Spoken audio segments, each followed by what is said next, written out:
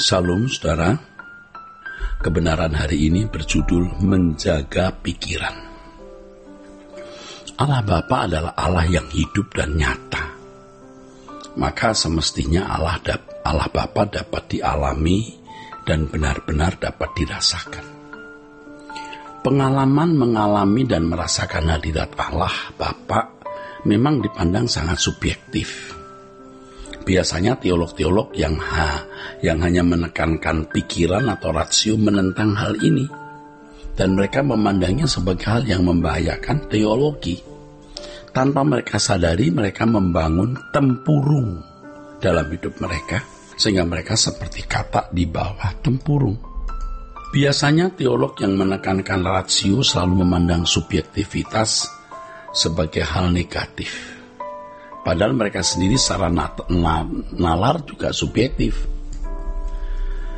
Kita harus jujur mengakui adanya subjektivitas nalar dan juga subjektivitas pengalaman pribadi.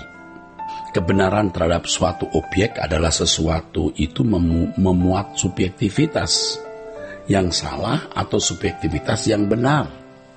Ini dapat dibuktikan dari perilaku orang tersebut. Ya, kita harus jujur mengakui adanya subjektivitas nalar dan juga subjektivitas pengalaman pribadi. Kebenaran terhadap suatu objek, apakah sesuatu itu memuat subjektivitas yang salah atau benar, dapat dibuktikan dari perilaku atau perbuatan orang tersebut. Hal ini sama dengan teologi yang benar atau teologi yang salah yang dapat dibuktikan dari perilaku orang yang memiliki pandangan teologi tersebut. Jadi teologi yang benar atau salah dibuktikan dari perilaku orang yang mengajarkan teologi itu. Oleh sebab itu kita tidak boleh secara sembarangan menunjuk orang lain sesat hanya melalui perspektif teologi yang dinalar saja. Harus selalu diingat bahwa bagaimanapun teologi merupakan sebuah asumsi, bukan kebenaran mutlak. Apakah sebuah pandangan teologi memuat kebenaran yang mendekati kemutlakan kebenaran Allah dapat teruji atau dibuktikan oleh perilaku orang yang mengenakan teologi itu? Dapat teruji atau dibuktikan melalui perilaku orang yang mengenakan teologi tersebut. Tentu dalam perjalanan waktu. Saudaraku, hadirat Allah Bapa adalah sesuatu yang real yang harus benar-benar dialami. Inilah kekayaan orang percaya yang telah menerima pembenaran dari Allah Bapa melalui atau oleh Yesus Kristus.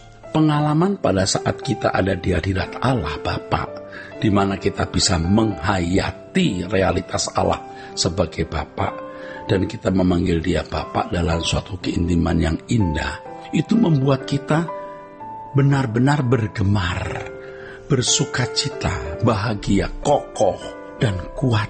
Dan hal ini mengkondisi kita menjadi takut dan gentar akan Allah.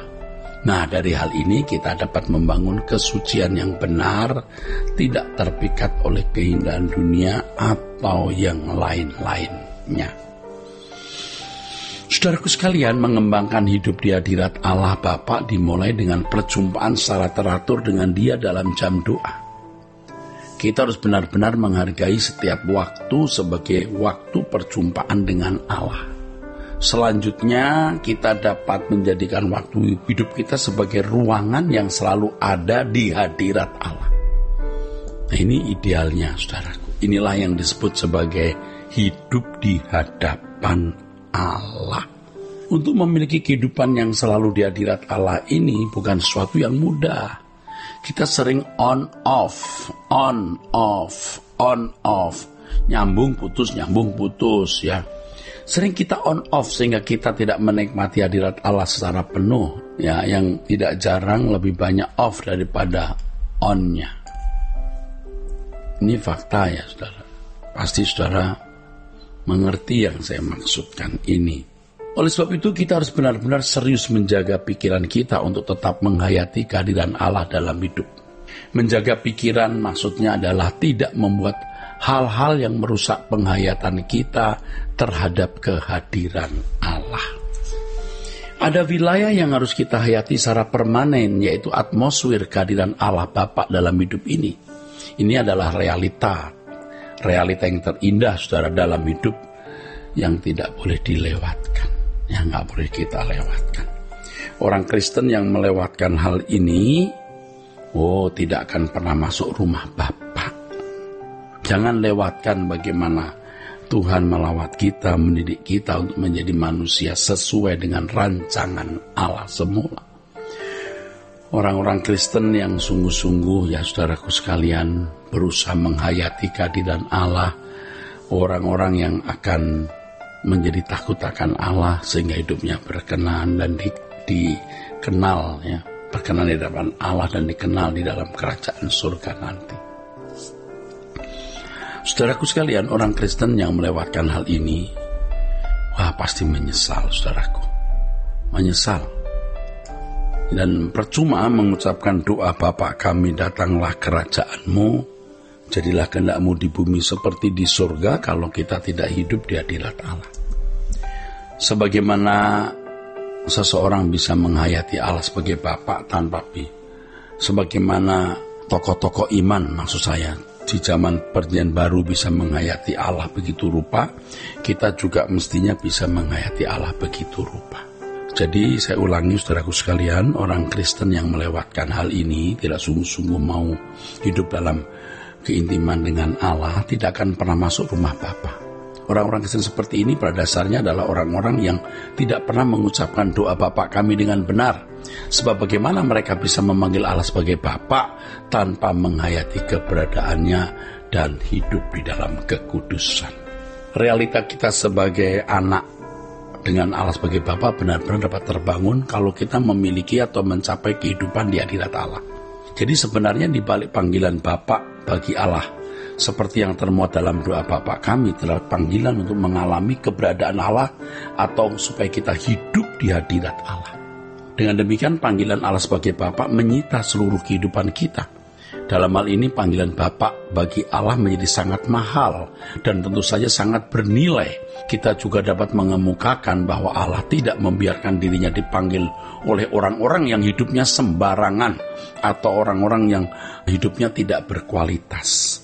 Sementara orang percaya melakukan berbagai kegiatan, di sisi lain ia masih hidup dalam penghayatan bahwa kita ada di hadapan Allah atau di hadirat Allah, ya. Jadi di tengah-tengah kesibukan hidup kita selalu menghayati hal ini. Inilah yang disebut sebagai menghidupkan Allah dalam kehidupan. Kebalikan dari membunuh atau mematikan Allah dalam kehidupan. Kalimat ini maksudnya bukan berarti seseorang bisa membunuh Allah, tetapi seseorang bisa memadamkan penghayatan terhadap kehadiran Allah. Jika seseorang terus-menerus memadamkan penghayatan terhadap kehadiran Allah, hal ini akan mengakibatkan orang tersebut tidak akan mampu mempercayai keberadaan Allah. Menghidupkan Allah dalam hidup ini melahirkan pengalaman yang real dalam hidup bersama dengan Allah. Dan ini bukan hal yang sederhana, saudaraku sekalian. Ini sesungguhnya membutuhkan atau menuntut perjuangan yang mana kita harus mempertaruhkan segenap hidup ini tanpa batas untuk memiliki persekutuan yang benar dengan Allah yang hidup. Hal ini menjadi satu-satunya tujuan hidup kita. Sebab ada di hadirat Allah adalah kehidupan satu-satunya.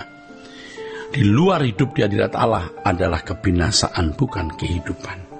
Jadi ingat, kita harus benar-benar serius menjaga pikiran kita untuk tetap menghayati kehadiran Allah di dalam hidup ini. Saudaraku, kiranya kebenaran hari ini memberkati kita sekalian. Sola Gracia.